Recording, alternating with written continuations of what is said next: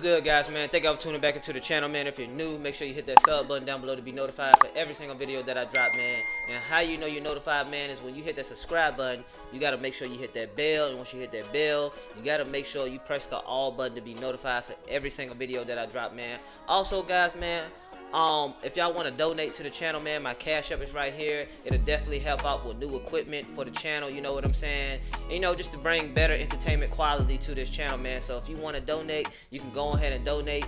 I take any donations. And also y'all can go follow the Instagram link down below in the description. Once we get to 100 followers, man, we definitely gonna start dropping some awesome content on here, man. Now look, she say that she was delivered from witchcraft, and then she was going no contact with family, man. We've been doing a lot of these videos like this right here, and a lot of people is dabbling into this stuff, man, and it's not good. You know, sometimes you don't even know you're doing witchcraft, and you know, you just blindly doing it. But without further ado, let's just go ahead and get into the video, man.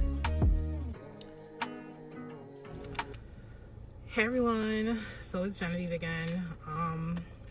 This is a part 2 from my first video about deliverance from foundational witchcraft. And I knew I was going to turn this into a series, but I've been struggling with what to talk about and what to say, just because what I do have to say involves other people, and I haven't wanted to paint certain folks in a bad light, especially not publicly, but here we are. So this video is really going to talk about why I went no contact with my entire family. So since last year, 2023, probably about, I don't know, April or May, I changed my phone number, and I unfriended, unfollowed, blocked, removed people from like literally every social media platform. I've gone back on that and made a lot of my platforms open because I know they're gonna monitor anyway, and I don't really care. But essentially the reason why I went no contact is because of the witchcraft. So I mentioned in my last video that or maybe I wasn't explicit about it, but my entire family practices witchcraft, voodoo, ancestral worship, idolatry, whatever you want to call it. That's what they practice. And when I say entire, I mean everybody. I mean everybody that I am blood related to.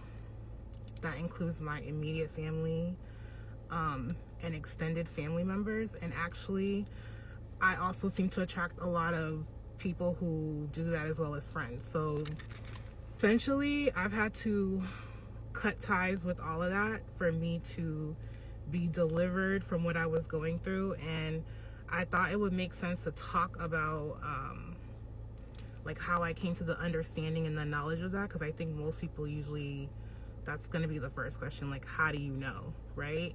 Because a lot of the times these things are not done, they're not done openly. And I mentioned before that I am Haitian. I'm Haitian American. I was born and raised in the States.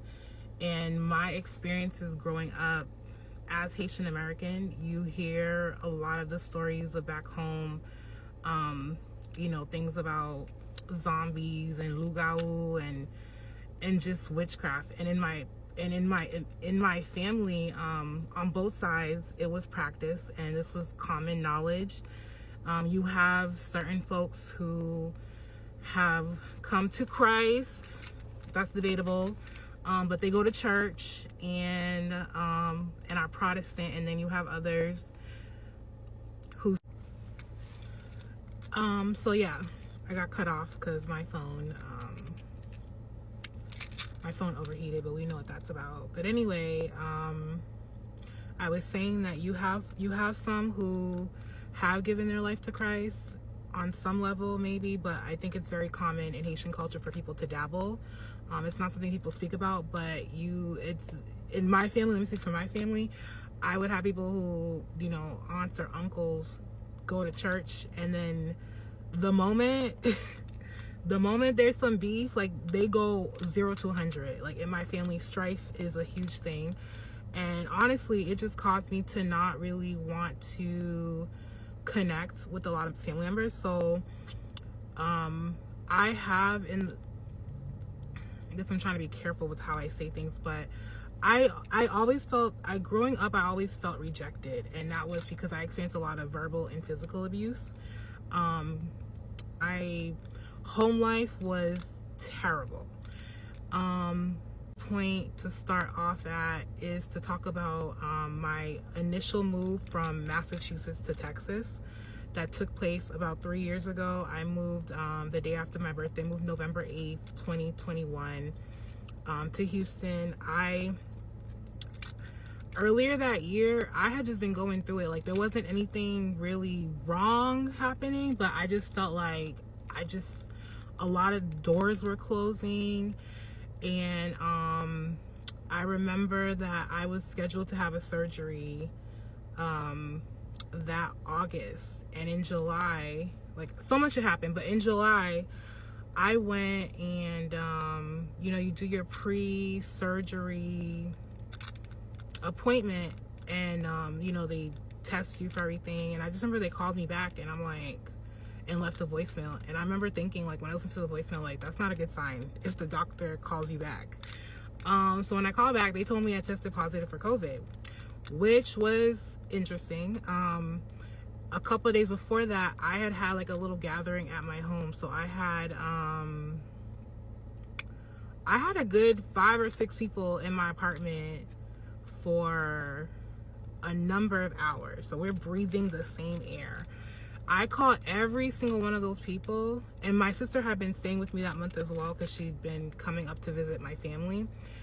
Every single one of them went to get tested, and nobody was positive. So I thought, And I was also upset because testing positive meant that my surgery was literally delayed. It was actually supposed to be in July, not August, but got pushed back to August. And there's a whole revelation behind why that happened, and maybe I'll share it if the Lord allows me to. But I was obviously very upset, but I was like, let me go on a fast. Because I just feel like I'm missing a lot of things. Things are just not happening, and obviously I'm not on the same page with the Lord. So I went on a fast, and that's when he told me to move to Houston. And it's interesting because I actually had never been to Houston, literally had never touched down in Houston, didn't know anybody in Houston, but I felt led, like, it is time to, like, I need to move to Houston. And the reason why is the way the Lord explained it to me is, like, my time up there was done. So, and I was ready for a new change, so I actually really embraced that. So I started planning, and I only told like a few people, but I found an apartment. I had a remote job, so like I was good, and the Lord made a way, and I literally just up and moved to a place I had never been and didn't know anybody. As I was, once I made the decision, I started planning, I did realize I knew a couple people down there, so it was nice because I did have some folks on the ground. But I did eventually announce my move. And I felt like I needed to, one, because at the time on Instagram, I was very public on Instagram. I started off as a blogger. I had a brand that focused on being Black in Boston.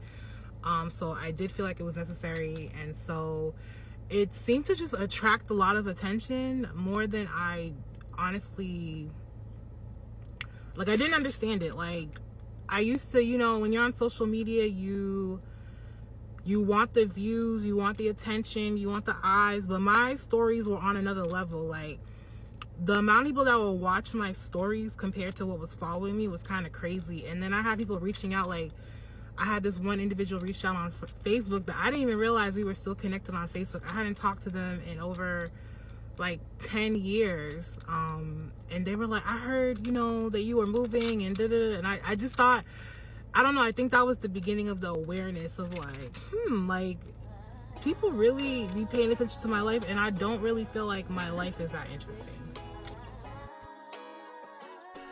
Y'all heard it here, guys, man. Like, she was definitely raised into a family, and I was just having a conversation with somebody yesterday about this, man. But in Haitian culture, you know what I'm saying, they practice voodoo, man.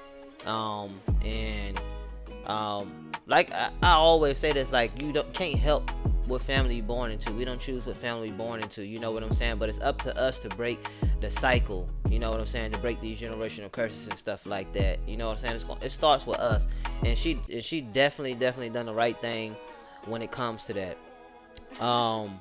And like I said, man, you can blindly get into something and not know you're getting into it. You know what I'm saying? These people doing all these curses and these hexes and stuff like that. It's not cool, man. You know what I'm saying? It's not of God at all. So I'm thankful that she definitely turned to Christ. You know, but then she said that some people still turn to Christ but still dabble into it, and you can't serve two gods. So you gotta serve one. Also, guys, man, if y'all enjoyed the video, comment down below. And guys, man, if you want to donate to the channel, the Cash App is right here at the top. Your donations will help me buy new equipment for better video quality, and your support will allow me to continue creating engaging content. It doesn't matter what you donate. I'm thankful for any donation, man. And listen, at the end of my videos, I always say stay inspired, stay motivated, stay grinding. Until next video, I'm out of here. Peace.